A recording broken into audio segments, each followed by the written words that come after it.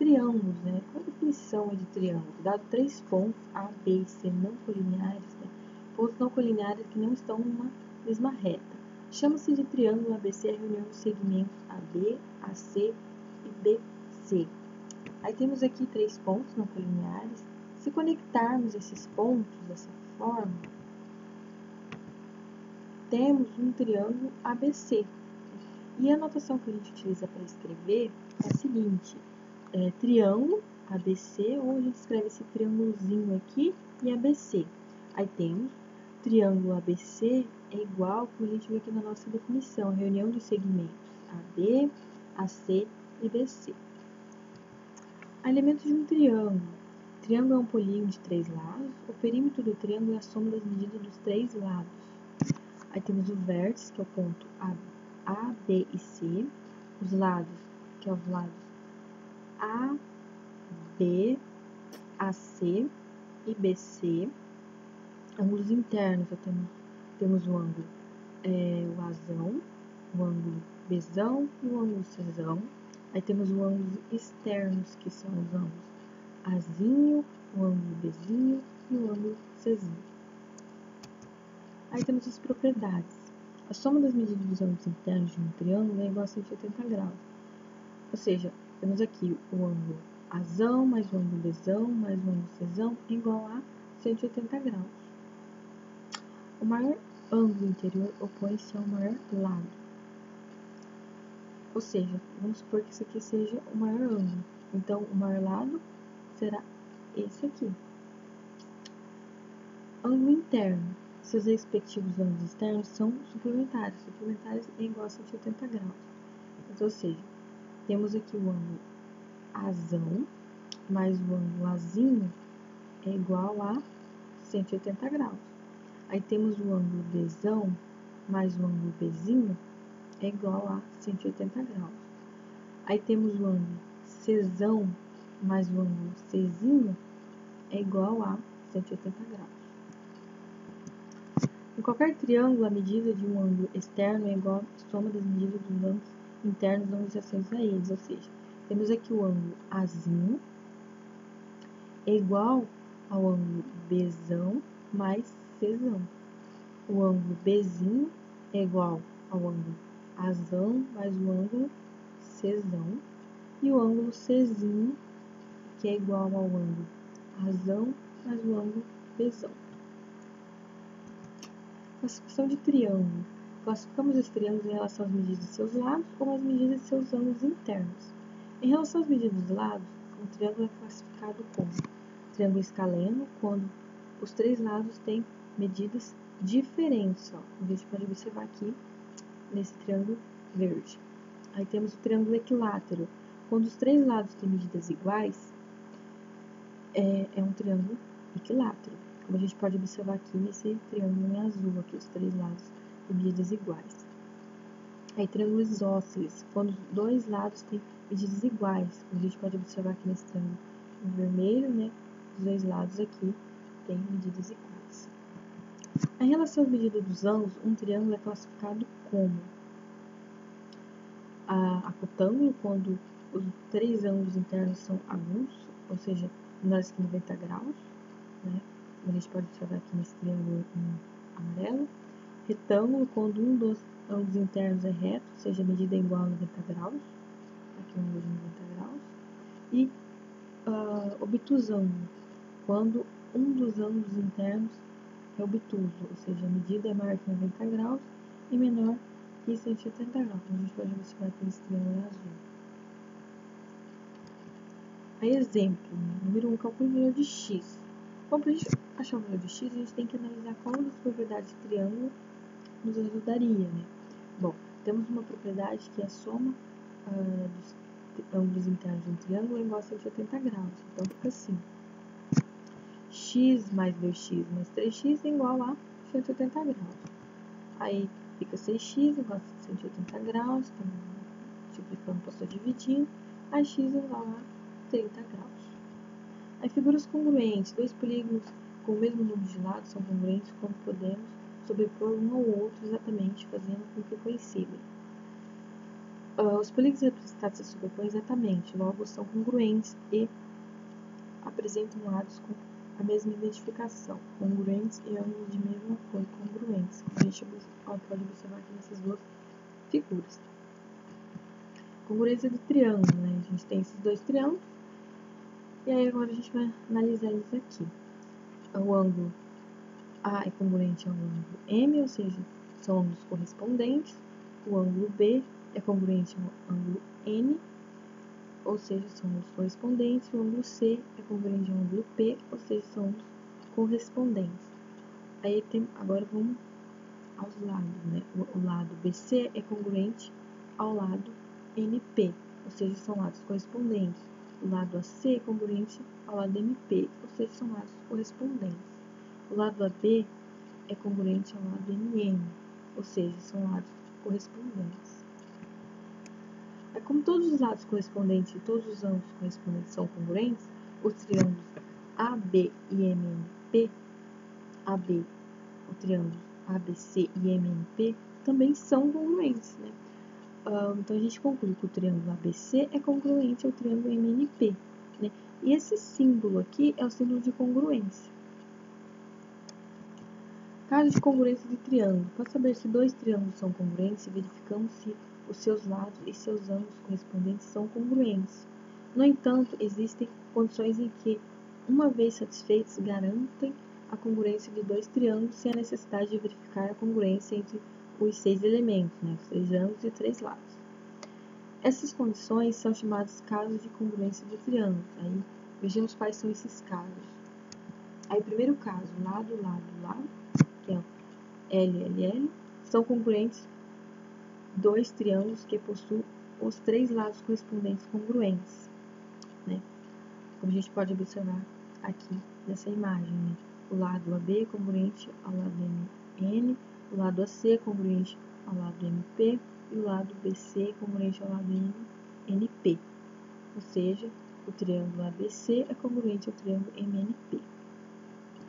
O segundo caso, lado, ângulo, lado, são congruentes dois triângulos que possuem 2 lados e o ângulo compreendido entre esses lados correspondentes congruentes. Então, aqui temos o lado AB é congruente ao lado N, o ângulo B é congruente ao ângulo N, o lado BC é congruente ao lado NP. Ou seja, o triângulo ABC é congruente ao triângulo MNP. O terceiro caso, ângulo, lado, ângulo. São congruentes dois triângulos que possuem 2 ângulos e lados compreendidos entre esses ângulos correspondentes congruentes. Aí temos aqui o ângulo B é congruente ao ângulo N, o lado BC é congruente ao ângulo NP e o ângulo C é congruente ao ângulo P. O triângulo ABC é congruente ao triângulo MNP. Quarto caso, né? É lado, ângulo adjacente e ângulo oposto. São congruentes dois triângulos que possuem um ângulo adjacente a esse lado e um ângulo oposto a esse lado correspondentes congruentes. Aí temos aqui, o lado BC é congruente ao lado NP, o ângulo B é congruente ao ângulo N e o ângulo A é congruente ao ângulo M, ou seja, o triângulo ABC é congruente ao triângulo MNP. A exemplo, considere os dois triângulos mostrados abaixo. Os dois triângulos são congruentes, aí a gente vai utilizar as propriedades de congruência de triângulo para resolver. Então temos, nesse caso, observamos que os dois ângulos e o lado oposto deles em um triângulo são congruentes a 2 ângulos e o lado oposto correspondente a um deles no outro triângulo. Ou seja, esses ângulos aqui são o mesmo desse e o lado também. Então, portanto, os dois triângulos são congruentes pelo teorema AAL, ângulo, ângulo e lado. A propriedade dos quadriláteros, paralelogramos. Considere os quadriláteros seguintes. Todos esses quadriláteros apresentam em comum o fato de terem os lados opostos paralelos. Isso aqui, como a gente percebe aqui, ó. Todo quadrilátero que tem os lados opostos paralelos é denominado paralelogramo. Aí observa, o paralelogramo EFGH da figura 2, em que tem os 4 ângulos internos retos, é denominado retângulo. O paralelogramo NOP da figura 3, que tem os 4 lados congruentes, é chamado de losango ou rondo. O paralelogramo RSTQ da figura 4, que tem os 4 lados congruentes e os 4 ângulos internos retos, é chamado de quadrado. Os paralelogramos apresentam as seguintes propriedades. A primeira propriedade: em um paralelogramo, os ângulos opostos são congruentes. Aí, como A e B são medidas de ângulos colaterais internos, ângulos colaterais internos é igual a 180 graus. Temos que A mais D é igual a 180 graus. Aí a gente isola o A, fica A igual a 180 graus menos D. Como C e D são medidas de ângulos colaterais internos, temos C mais D, que é igual a 180 graus. Aí isolamos o C é igual a 180 graus menos D. Aí a gente comparando 1 e 2, temos que A é igual a C. Então, o A é igual a C. Que é usando que dá o mesmo raciocínio. Então, a gente demonstrou essa primeira propriedade. Aí a segunda propriedade: em qualquer paralelogramo, os lados opostos são congruentes. Aí, traçando a diagonal AC, essa diagonal aqui, ó, AC, obtemos os triângulos ABC e CDA, em que A é igual a C, ângulos alternos internos. Aí temos o lado AC, que é congruente com o lado AC, um lado bem comum. Aí temos o B é igual a D, ângulos alternos internos. Então, pelo caso ALA de congruência de triângulo, ângulo, lado e ângulo, temos que o triângulo ABC é congruente ao triângulo CDA. E como consequência, o lado ABC é congruente ao lado CD e com o lado BC é congruente ao lado DA. Aí a terceira propriedade: em qualquer paralelogramo, as diagonais cortam-se ao meio. Aí, traçando as diagonais AC e BD, temos A igual a C, ângulos alternos internos, aí os lados opostos, ângulos alternos internos.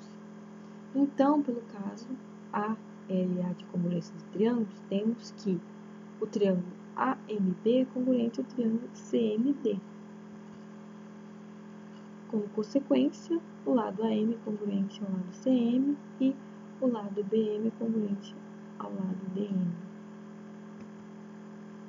Portanto, o ponto M é o ponto médio da diagonal AC como da diagonal BD.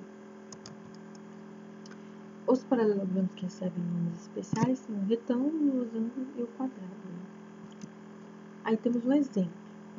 Qual é a medida do ângulo marcado com X? A gente vai utilizar uma das propriedades do quadrilátero. Esse quadrilátero é um paralelogramo. Os ângulos opostos de um paralelogramo são congruentes. Então, se eles são... Então, por exemplo, eu quero encontrar o valor de X. Ele é oposto a quem? A 67 graus. Então, portanto, o ângulo X também mede 67 graus. Sequências recursivas e não recursivas. Uma sequência de recursiva ou recorrente quando determinado termo pode ser calculado em função dos termos antecessores. Por exemplo, na sequência 5, 9, 13, 17. Sempre somamos 4 para obter o próximo termo, como a gente pode observar aqui, ó. 5 mais 4, 9, 9 mais 4, 13, 13 mais 4, 17. Esses 3 pontinhos que aparecem no final da sequência são para indicar que a sequência apresenta infinitos termos. As sequências não recursivas são aquelas que não dependem de termos anteriores para determinarmos o próximo termo. Pode-se determinar o valor de um elemento da sequência apenas pela sua posição. Por exemplo, na sequência 7, 14, 21, 28, não é necessário saber o último termo para determinar o seguinte. Observando atentamente essa sequência, é formada pelos múltiplos de 7. Já no caso da sequência 2, 3, 5, 7, 11, olhando atentamente, percebe-se que ela é formada pelos números primos. Grandeza, razão, proporção. É a relação existente entre dois valores de uma mesma grandeza, expressa geralmente como razão de A para B. Razão, ela tem o significado de uma fração, sendo A e B dois números racionais com B diferente de zero. Consideramos a seguinte situação.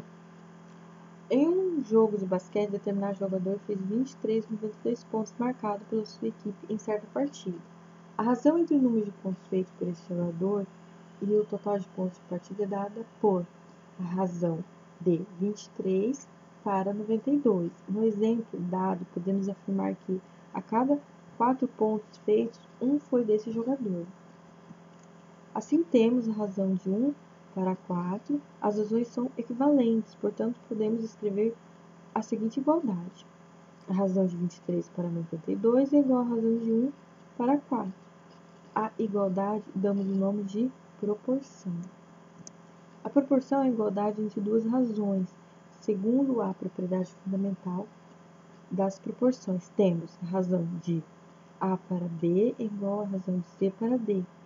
S somente C, A vezes D igual a B vezes C. Verificando a propriedade fundamental das proporções, no exemplo anterior temos 23 vezes 4 igual a 92 vezes 1.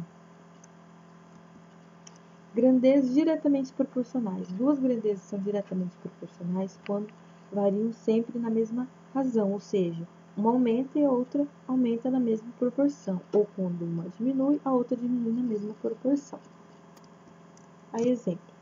1. Para adubar um pomar de área igual a 15.000 metros quadrados, utilizamos 30 kg de fertilizante. Vamos calcular a quantidade de fertilizante necessária para adubar um pomar de 32 metros quadrados?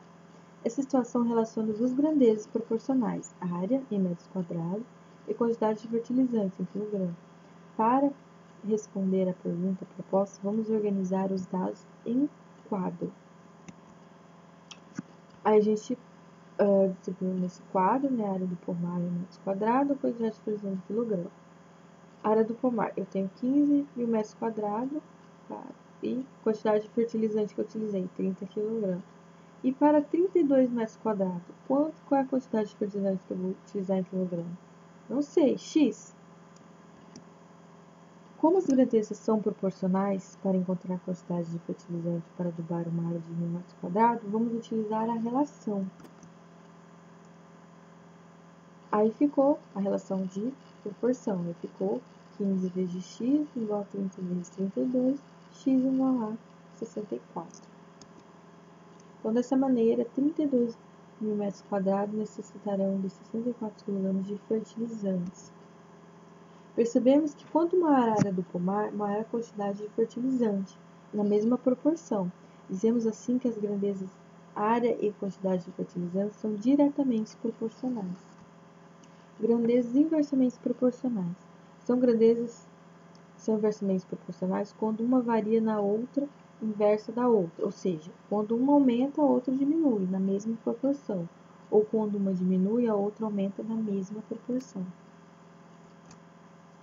A exemplo, em uma lanchonete, Salsicha prepara suco de morango todos os dias, em 10 minutos, e utiliza 4 liquidificadores. E a lanchonete consegue preparar os sucos que os clientes pedem. Para diminuir o tempo de preparo, Salsicha dobrou o número de liquidificadores.